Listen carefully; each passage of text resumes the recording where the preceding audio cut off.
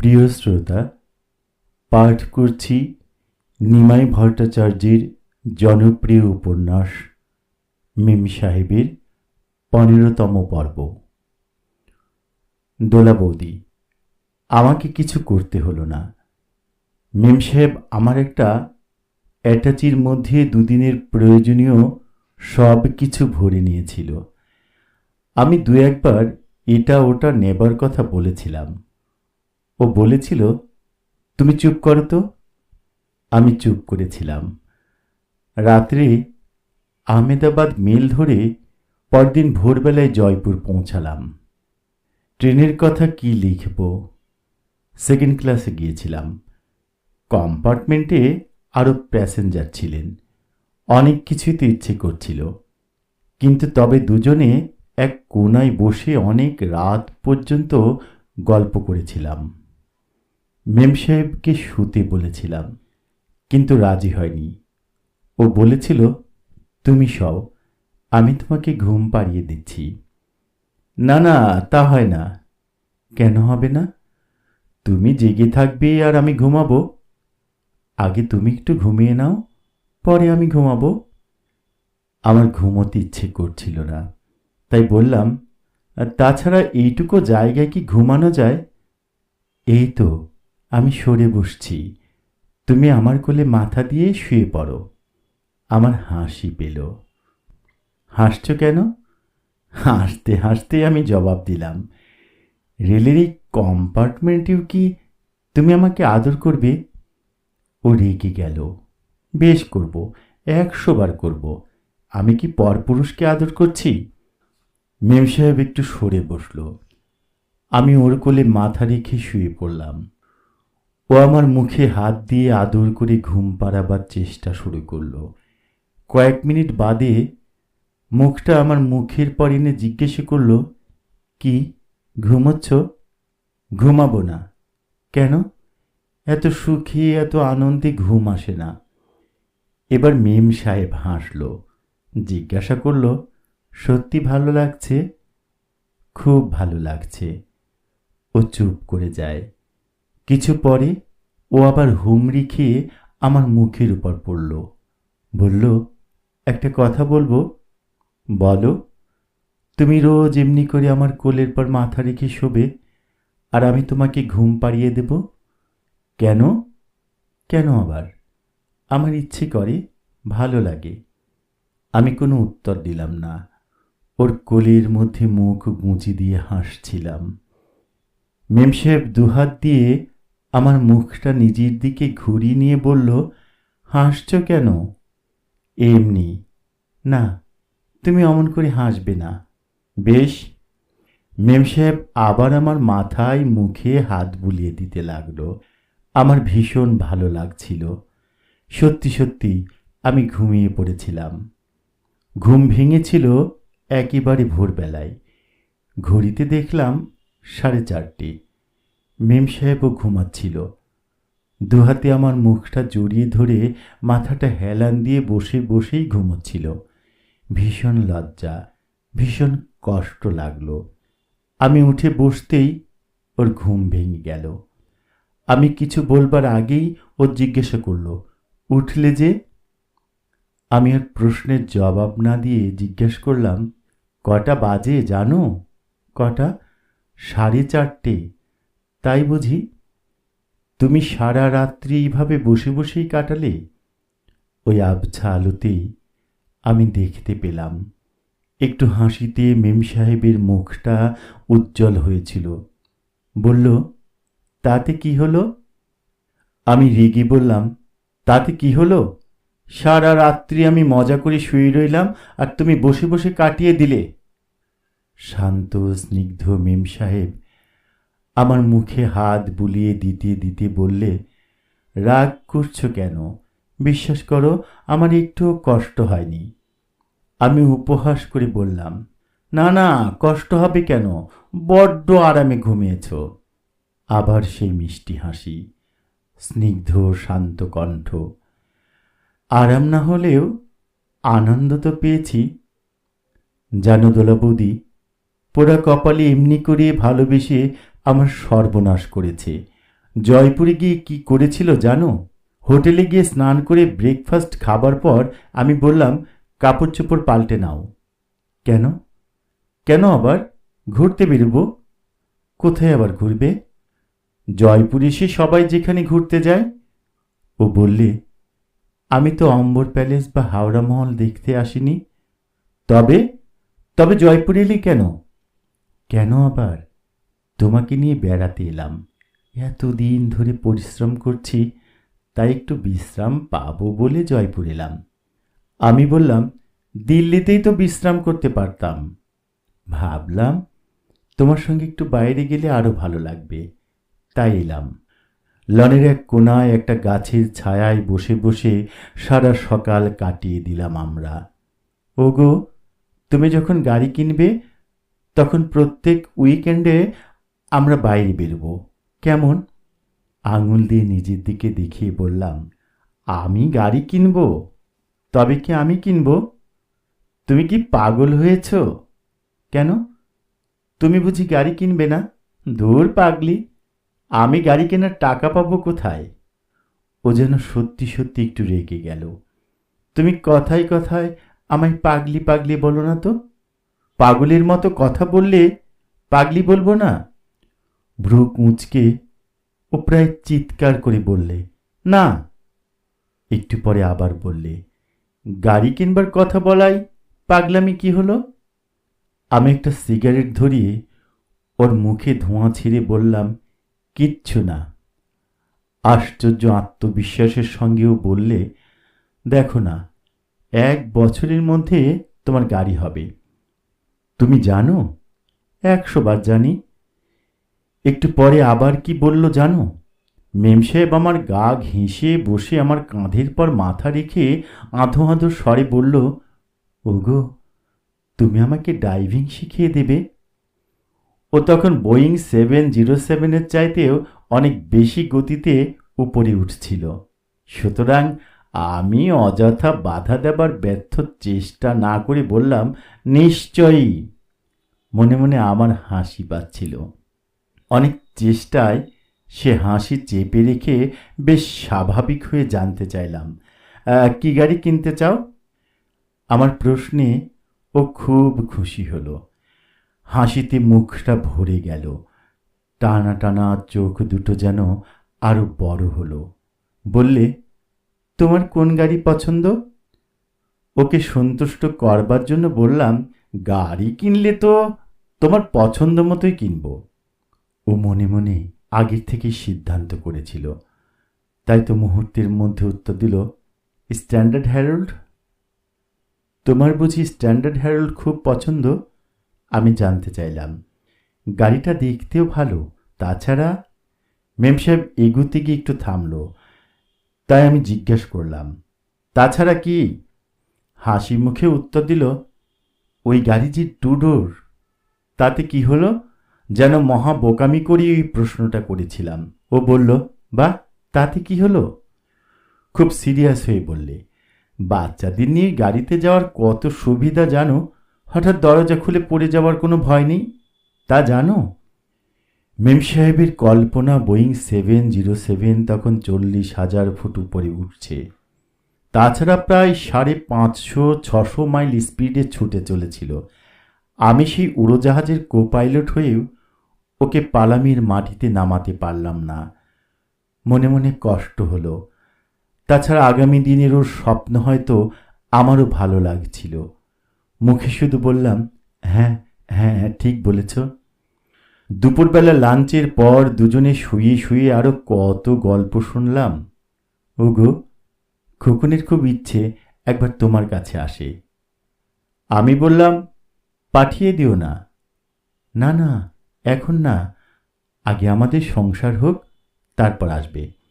আমি জানতে চাইলাম, আচ্ছা মেম সাহেব, তুমি খোকনকে খুব ভালোবাসো, তাই না?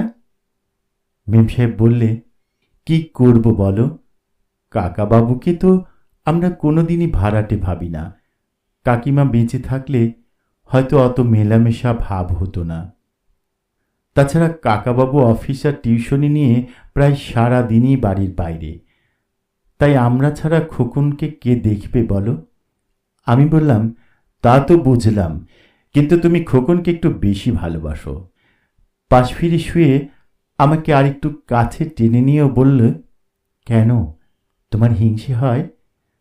আমি উত্তর দিলাম, আমার হিংসে হবে কেন? আমি একটু পাশ ফিরে শুলাম। বললাম, গতবার খোকন যখন ম্যাট্রিক পরীক্ষা দিল তখন তুমি কি কাণ্ডটাই না করলে। করব না? আমরা ছাড়া ওর কে আছে বলো? আমি ছাড়া আর কে করবে বলো? ও কোনো উত্তর দিল না, শুধু হাসল। একটু পরে আমার মুখে হাত বুলিয়ে দিতে দিতে বললে, আমি বাড়ির মধ্যে সব চাইতে ছোট, কেউ আমাকে দিদি বলে ডাকে না। ছোটবেলা থেকেই আমার একটা ভাইয়ের, তাই বুঝি? কি যেন ভেবে হাসল। জিজ্ঞাসা করলাম, হাসছ কেন? ছোটবেলার একটা কথা মনে হলো। কি কথা? মেম সাহেব আবার হাসল। বললে, ছোটবেলায় একটা ভাই দেওয়ার জন্য আমি মাকে খুব বিরক্ত করতাম। আমি হাসলাম। হাসতে হাসতেই বললে, সত্যি বলছি, অনেক দিন পর্যন্ত একটা ভাই দেবার জন্য মাকে বিরক্ত করেছি। আর আমি যেই ভাইয়ের কথা বলতাম সঙ্গে সঙ্গে দিদিরা চলে যেত, আর মা আমাকে বকুনি দিয়ে ভাগিয়ে দিতেন। তাই বুঝি তুমি খোকনকে এত ভালোবাসো? অনেকটা তাই। তাছাড়া খোকন ছেলেটাও ভালো, আর আমাকেও ভীষণ ভালোবাসে। সে কথা সত্যি। ও চট করে আমার ঠোঁটে একটু ভালোবাসার স্পর্শ দিয়ে বলল, থ্যাংক ইউ। পরে আবার মেম সাহেব বলেছিল, সকালবেলায় ধুতি পাঞ্জাবি পরে যখন খোকন কলেজে যায় তখন আমার ভীষণ ভালো লাগে। লাগবেই তো, নিজে হাতে নিজে স্নেহ দিয়ে যাকে এত বড় করেছ, সে ছেলে এত বড় হলে, ভালো হলে নিশ্চয়ই ভালো লাগবে। একটু থামি, একটু হাসি। ও জিজ্ঞাসা করল, আবার হাসছ কেন? এমনি। এমনি কেন? আবার হাসলাম। আবার বললাম, এমনি। মেম সাহেব পিড়াপিড়ি শুরু করে দিল। এমনি কেন হাসছ বলো না? হাসতে হাসতেই আমি বললাম, বলবো? বলো। আবারও হাসলাম। বললাম, সত্যি বলবো? মেম সাহেব কনুইয়ের ভর দিয়ে আমার মুখের উপর হুমড়ি খেয়ে পড়ে বলল, বলছি তো, বলো না। দুহাত দিয়ে ওর মুখটা টেনে নিয়ে কানে কানে জিজ্ঞাসা করলাম, আমাদের খোকন কবে হবে? মেম সাহেবও আমার কানে কানে বললে, তুমি যেদিন চাইবে। শিওর? শিওর। ওকে জড়িয়ে ধরে আদর করে বললাম, থ্যাংক ইউ ভেরি মাচ। ও হাসতে হাসতে উত্তর দিল, not at all, you will be my pleasure. Are you sure madam? Yes sir, I am sure. এই কথার পর দুজনেই যেন কি হলো, কি যেন সব দুষ্টুমি বুদ্ধির ঝড় উঠল দুজনের মাথায়। সেদিন দুপুরে ওই শান্ত স্নিগ্ধ মেম সাহেব যে কি কাণ্ডটাই করলো, পরে আমি বলেছিলাম, জানো মেম সাহেব, তোমাকে দেখে বোঝা যায় না তোমার মধ্যে এত দুষ্টুমি বুদ্ধি লুকিয়ে আছে। ও ও পাশ ফিরে মুখ ঘুরিয়ে শুয়ে বলল, বাজে বকো না। পরের দিন ভোরবেলায় এলাম সিলিসের লেকের ধারে। পাহাড়ের ওপর এককালের রাজপ্রাসাদ এখন সরকারি পান্থশালা। দোতলার ম্যানেজারের খাতায় নাম ধাম লিখে ঘরের চাবি নিয়ে তিনতলার ছাদে এসে দাঁড়াতেই মেম সাহেব লেক আর পাহাড় দেখে মুগ্ধ হলো। বলল, চমৎকার। মাথায় ঘোমটা, কপালে বিরাট সিঁদুরের টিপ, চোখে সানগ্লাস দিয়ে মেম সাহেবকে এই পরিবেশে আমার যেন আরো হাজার হাজার গুণ ভালো লাগলো। আমি বললাম, সত্যি চমৎকার। তা আমার দিকে তাকিয়ে বলছো কেন? এই লেক, পাহাড় আর এই রাজপ্রাসাদের চাইতেও তোমাকে বেশি ভালো লাগছে। আমার প্রশংসা গ্রাহ্য না করে ও ছাদের চারপাশ ঘুরিয়ে ঘুরিয়ে লোক আর পাহাড় দেখছিল। ইতিমধ্যে ছাদের ওপাশ থেকে এক সদ্য বিবাহিতা মহিলা মেম সাহেবের কাছে এসে জিজ্ঞাসা করলেন, আপনারা বাঙালি? ও একবার ঘাড় বেঁকিয়ে সানগ্লাসের মধ্যে দিয়ে আমাকে দেখে নিয়ে বললে, হ্যাঁ। একটু থেমে জানতে চাইল, আপনি? ভদ্রমহিলা 32 পাটি দাঁত বের করে বললেন, আমরাও বাঙালি। আমি মনে মনে বললাম, এখানেও কি একটু নিশ্চিন্তে থাকতে পারবো না? ভদ্রমহিলা থামলেন না, আবার প্রশ্ন করলেন, কোথায় যাচ্ছেন আপনারা? মেম সাহেব অস্বস্তি বোধ করলেও ভদ্রমহিলার আগ্রহের তৃষ্ণা না মিটিয়ে আসতে পারছিলেন না। বলল, দিল্লি। দিল্লিতে? কোথায়? লোদি কলোনি? না, ওয়েস্টার্ন কোর্টে। আপনার স্বামী কি গভর্নমেন্টে আছেন? না, উনি জার্নালিস্ট। বেয়ারা ঘরের দরজা খুলে অ্যাটাচিটা রেখে দিল। আমি এবার ডাক দিলাম, শোনো। মেম সাহেব মাথার ঘোমটাটা একটু টেনে বলল, এখন আসি, পরে দেখা হবে। আমরা আজ বিকেলেই আজমির চলে যাব। আজই? মেম সাহেব মনে মনে দুঃখ পাবার ভান করল। ও ঘরের দরজায় আসতেই আমি বললাম, তুমি ওকে বলো এক্ষুনি বিদায় নিতে। সানগ্লাসটা খুলতে খুলতেও বললে, আহ, শুনতে পাবেন। মেম সাহেব চুল খুলতে বসল। আমি বাথরুমে ঢুকলাম। স্নান সেরে বেরিয়ে আসতেই ও আমাকে বলল, তুমি সাবান তোয়ালে নিয়ে যাওনি? বাথরুমে তো ছিল। ও তো হোটেলের। তাতে কি হলো? কাচান তোয়ালে নতুন সাবান ব্যবহার করলে কি হয়েছে? কিছু হোক আর না হোক, আমার তোয়ালে সাবান থাকতে তুমি কেন হোটেলের জিনিস ব্যবহার করবে? মেম সাহেবও স্নান সেরে নিল। বেয়ারাকে ডেকে বললাম, নাস্তা লেয়াও। ব্রেকফাস্ট খেয়ে সোফায় এসে বসলাম দুজনে। মেম সাহেবকে বললাম, একটা গান শোনাও। চারদিকে লোকজন ঘোরাঘুরি করছে। এখন নয়, সন্ধেবেলায় পাহাড়ের পাশ দিয়ে লেকের ধারে বেড়াতে বেড়াতে তোমাকে অনেক গান শোনাবো। সেদিন সারাদিন মেম সাহেবের গলায় রবীন্দ্রসঙ্গীত শোনা হয়নি সত্য, কিন্তু ভবিষ্যৎ সঙ্গীত রচনা করেছিলাম দুজনে। ওগো, এরপর তোমার আর কিছু আয় বাড়লেই তুমি একটা 3 রুম ফ্ল্যাট নেবে। এখনই ফ্ল্যাট নিয়ে কি করব?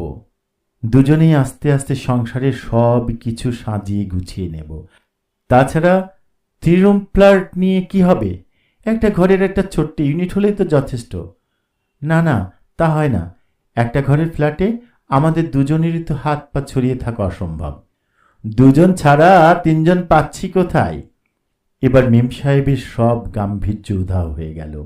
হাসতে হাসতে বললে, তোমার মতো ডাকাতির সঙ্গে সংসার করতে শুরু করলে 2 জন থেকে 3 জন, 3 জন থেকে 4 জন, 5 জন হতেও সময় লাগবে না। ওর কথা শুনে আমি স্তম্ভিত না হয়ে পারলাম না। অবাক বিস্ময়ে আমি ওর দিকে চেয়ে রইলাম। অমন হাঁ করে কি দেখছ? তোমাকে। আমাকে? মাথা নেড়ে বললাম, তোমাকে। আমাকে কোনোদিন দেখনি? ওর দিকে চেয়েই বললাম, দেখেছি। এবার মেম সাহেবও একটু অবাক হয়ে আমার দিকে চাইল। তবে অমন করে আমার দিকে চেয়ে চেয়ে কি দেখছ? আমি দুহাত দিয়ে ওর মুখখানা তুলে ধরলাম।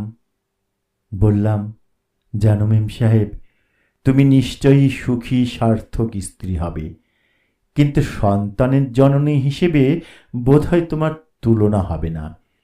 মেম সাহেব প্রথমে ধীরে ধীরে দৃষ্টিটা নামিয়ে নিল, তারপর আলতো করে মাথাটা আমার বুকের উপর রাখল। দুটো আঙুল দিয়ে পাঞ্জাবির বোতামটা ঘোরাতে ঘোরাতে বলল, আমার যে ছেলে মেয়ের ভীষণ শখ। রাস্তাঘাটে ফুটফুটি সুন্দর বাচ্চা দেখলেই মনে হয় যদি তোমার হতো, তাই না? মেম সাহেব আমার কথায় সম্মতি জানিয়ে মাথা নেড়ে হাসল। তারপর আস্তে আস্তে ওর মুখটা আমার কোলের মধ্যে লুকিয়ে ফেলল। আমার মনে হলো কি যেন লজ্জায় বলতে পারছে না। জিজ্ঞেস করলাম, কিছু বলবে? মুখটা লুকিয়ে রেখেই আস্তে আস্তে বললে, তোমার ইচ্ছে করছে না? আমি হেসে ফেললাম। জানো মেম সাহেব, স্বপ্ন দেখতে বড় ভয় হয়। আমার কোলের মধ্যে লুকিয়ে রাখা মুখটা ঘুরিয়ে আমার দিকে চাইল। বললে, কেন ভয় হয়? জীবনে চলতে গিয়ে বারবার পিছনে পড়ে গেছি, তাই তো ভবিষ্যতের কথা ভাবতে, ভবিষ্যৎ জীবনের স্বপ্ন দেখতে ভয় হয়। ও হাত দিয়ে আমার মুখটা চেপে ধরে বলল, না না, ভয়ের কথা বলো না। ভয় কি? একটু আতঙ্কে, একটু দ্বিধাগ্রস্ত হয়ে জানতে চাইল, আমি কি তোমার হব না? এবার আমি ওর মুখটা চেপে ধরে বললাম, ছি ছি, ওসব আজে বাজে কথা ভাবছ কেন? তুমি তো আমারই। ওর মুখে তখনও বেশ চিন্তার ছাপ। বলল, সে তো জানি, কিন্তু তবুও তুমি ভয় পাচ্ছ কেন? আমি দুহাত দিয়ে ওকে বুকের মধ্যে তুলে নিলাম, সান্ত্বনা জানালাম, কিছু ভয় করো না। তোমার স্বপ্ন, তোমার ভালোবাসা কোনো দিন ব্যর্থ হতে পারে না। একটু ব্যাকুলতা মেশানো স্বরে বললে, সত্যি বলছো? 100 বার বলছি, যদি বিধাতার ইচ্ছা না হতো তাহলে কি ওই আশ্চর্যভাবে আমাদের দেখা হতো, নাকি এমনি করে আজ আমরা সিলিসের লেকের পাড়ে মিলতে পারতাম? আমারও তো তাই মনে হয়। যদি ভগবানের কোনো নির্দেশ, কোনো ইঙ্গিত না থাকতো, তাহলে সত্যি আমরা কোনোদিন মিলতে পারতাম। তবে এত ঘাবড়ে যাচ্ছ কেন? অনুযোগী সুরে মেম সাহেব বলল, তুমিই তো ঘাবড়ে দিচ্ছ। ঘাবড়ে দিচ্ছি না, সতর্ক করে দিচ্ছি। 2 আঙুল দিয়ে আমার গলাটা চেপে ধরে বললে, কি আমার সতর্ক করার ছিঁড়ি? দোলা বৌদি, সেই অরণ্য আর পর্বতের কোলে যে 2টি দিন কাটিয়েছিলাম, তা আমার জীবনের মহাস্মরণীয় দিন। এত আপনার করে, এত নিবিড় করে মেম সাহেবের এত ভালোবাসা আমি এর আগে কোনো দিন পাইনি।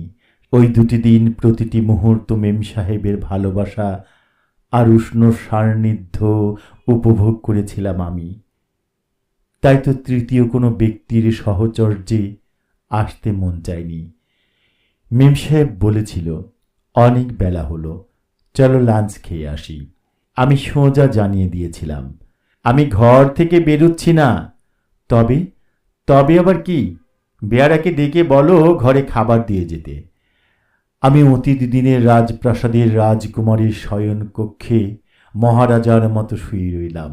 ও বেল বাজিয়ে বেয়ারাকে ডেকে বলল, साहब का तबीयत अच्छा नहीं है, मेहरबानी करके खाना इधर में ले आओ। जो हुकुम मेम साहब। ঘরে খাবার এসেছিল। সেন্টার টেবিলে খাবার দাবার সাজিয়ে ও ডাক দিয়েছিল, এসো, খেতে এসো। বড় সোফায় দুজনে পাশাপাশি বসে খেয়েছিলাম। খেতে খেতে এক টুকরো নরম মাংস আমার মুখে তুলে দিয়ে বলেছিল, এই নাও, খেয়ে নাও। তুমি খাও না? আমি দিচ্ছি, তুমি খাও। মাংসের টুকরোটা খাবার সময় ওর 2টো আঙুলে কামড় দিয়ে বললাম, তোমাকেও খেয়ে ফেলি। হাসতে হাসতে বললে, আমাকে কি খেতে বাকি রেখেছ? খেয়ে দিয়ে ও একটা চাদর গায়ে দিয়ে পাশ ফিরে শুয়ে পড়ল। সতর্ক করে দিল, এখন চুপটি করে ঘুমো, একটু বিরক্ত করবে না। সত্যি? সত্যি নয় কি মিথ্যে? আমি একটু ওর কাছে এগিয়ে গিয়ে বললাম, বিরক্ত না করে যদি তোমাকে সুখী করি। আমাকে হাত দিয়ে একটা ধাক্কা দিয়ে হেসে বলল, দূর থেকে সুখী করো। অনেক দূরে সরে যাব? হ্যাঁ, যাও। তাই কি হয়? তোমার কষ্ট হবে। বুড়ো আঙুলটা দেখিয়ে বললে, গলা হবে। দেখি কেমন যেতে পারো। মেম সাহেব জানত ও পাশ ফিরে শুয়ে থাকতে পারবে না, আমিও সরে থাকব না। ওর মনের কথা আমি জানতাম, আমার মনের কথাও ও জানত। তবুও হয়তো একটু বেশি আদর, একটু বেশি ভালোবাসা পাবার জন্যে এমনই দুষ্টুমি করতে ভালোবাসত। আমারও মন্দ লাগতো না। পরের দিন সারা গেস্ট হাউস ফাঁকা হয়েছিল, শুধু আমরা দুজন আর দোতলা এক বৃদ্ধ দম্পতি ছাড়া আর কোনো গেস্ট ছিল না। সন্ধ্যাবেলায় আমরা দুজনে লেকের ধার দিয়ে পাহাড় আর অরণ্যের মধ্যে কত ঘুরে বেরিয়েছিলাম। মেম সাহেব কত গান শুনিয়েছিল। রাত্রে ফিরে এসে ছাদের কোণে লেকের মিষ্টি হাওয়ায় বসে বসে দুজনে ডিনার খেলাম। তারপর লাইটগুলো অফ করে দিয়ে বিরাট মুক্ত আকাশের তলায় বসে রইলাম আমরা দুজনে। আকাশের তারাগুলো মিটমিট করে জ্বললেও সেদিন ওই আবছা অন্ধকারে আমাদের দুজনের মনের আকাশ পূর্ণিমার আলোয় ভরে গিয়েছিল। আশপাশে দুনিয়ায় আর কোনো জনপ্রাণী ছিল না। মনে হয়েছিল শুধু আমরা দুজনেই যেন এই বিশ্ব ব্রহ্মাণ্ডের মালিক। ভগবান যেন আমাদের মুখ চেয়ে আমাদের শান্তির জন্য আর সবাইকে ছুটি দিয়েছিলেন এই পৃথিবী থেকে অন্য কোথাও একটু ঘুরে আসতে। জনারণ্যের বাইরেও এর আগে কয়েকবার মেম সাহেবকে কাছে পেয়েছি, কিন্তু এমন করে কাছে পাইনি, এত পূর্ণ, পরিপূর্ণ, সম্পূর্ণভাবে আগে পাইনি। মেম সাহেব ভুলে যাবে না তো এই রাত্রির কথা? বোতল বোতল ভালোবাসার হুইস্কি খেয়ে মেম সাহেবের এমন নেশা হয়েছিল যে কথা বলার ক্ষমতাও ছিল না। তাই তো শুধু মাথা নেড়ে বলল, না, কোনোদিনও না। না, যদি কোনোদিন তুমি আমার থেকে অনেক দূরে চলে যাও, তোমার এই ভালোবাসা আর এই স্মৃতি বুকে নিয়ে কোথায় যাব বলো? তবুও মানুষের অদৃষ্টের কথা তো বলা যায় না। জিভ দিয়ে ঠোঁটটা একটু ভিজিয়ে নিল, দুটো দাঁত দিয়ে ওর ঠোঁটের কোণাটা একটু কামড়ে নিল মেম সাহেব। তারপর বলল, আমার এই ভালোবাসা পাবার পর আর একজনের সঙ্গে সারা জীবন ধরে ভালোবাসার অভিনয় করতে আমি পারবো না। একটু থামল, আমাকে আরেকটু কাছে টেনে নিল, একটু বেশি শক্ত করে জড়িয়ে ধরে বললে, তাছাড়া তাছাড়া তোমার সর্বনাশ করে আর একজনকে আবার ঠকাবো কেন? একটু জোর গলায় বলে উঠল, না না, আমি আমি তা কোনোদিন পারবো না। আমিও যেন কেমন হয়ে গিয়েছিলাম। আমিও বেশ জোর করে ওকে জড়িয়ে ধরলাম। একটু যেন ভেজা গলায় বলেছিলাম, সত্যি বলছি মেম সাহেব, ভগবানের কাছে কায়মন্য বাক্যে প্রার্থনা করি সে দুর্দিন যেন কোনোদিন না আসে। কিন্তু যদি কোনোদিন আসে, সেদিন আমি আর বাঁচব না। হয় উন্মাদ হব, নয়তো তোমার স্মৃতি বুকে নিয়েই এই লেকের জলে চিরকালের জন্য ডুব দেব। ও তাড়াতাড়ি আমার মুখটা চেপে ধরে বলল, ছি ছি, ও কথা মুখে আনে না। এই তোমার বুকে হাত দিয়ে বলছি, আমি তোমাকে ছেড়ে কোথাও যাব না। একটু থেমে আমাকে একটু আদর করে মেম সাহেব আবার বলেছিল, আমি যেতে চাইলেই তুমি আমাকে যেতে দেবে কেন? আমি না তোমার স্ত্রী? তোমার মনে কোনো দ্বিধা, কোনো চিন্তা থাকলে আজ আজ এই রাত্রিরে তুমি আমার সিঁথিতে সিঁদুর পরিয়ে দাও, হাতে শাখা পরিয়ে দাও। আমি সেই শাখা সিঁদুর পরে কলকাতা ফিরে যাব। মেম সাহেবের কথায় আমার মন থেকে অবিশ্বাসের ছোট্ট ছোট্ট টুকরো টুকরো মেঘগুলো কোথায় যেন মিলিয়ে গেল। আমার মুখটা হাসিতে ঝলমল করে উঠল। বললাম, না না, আমার কোনো দ্বিধা নেই। তুমি যদি আমার না হতে, তাহলে কি অমন হাসি মুখে তোমার সমস্ত সম্পদ, সব ঐশ্বর্য আর ভালোবাসা এমন করে দিতে? কথায় কথায় অনেক রাত হয়ে গিয়েছিল। হাতে ঘড়ি ছিল, কিন্তু দেখার মনোবৃত্তি কারোরই ছিল না। ঘরে এসে আর মেম সাহেবের পাশ ফিরে শুয়ে দূরে থাকিনি। এত আপন, এত নিবিড়, এত ঘনিষ্ঠ হয়েছিল যে সে রাত্রে সে কাহিনী লেখা সম্ভব নয়। শুধু জেনে রাখো, আমাদের দুটি মন, দুটি প্রাণ, দুটি আত্মা আর আশা আকাঙ্ক্ষার স্বপ্ন সাধনা সব একাকার হয়ে মিশে গিয়েছিল সেই চিরস্মরণীয় রাত্রে। প্রিয় শ্রোতা, মেম সাহেব উপন্যাসের পরবর্তী পর্ব শুনবার জন্য সাথেই থাকুন। অনুগ্রহ করে চ্যানেলটি সাবস্ক্রাইব করে পাশে থাকবেন। ধন্যবাদ।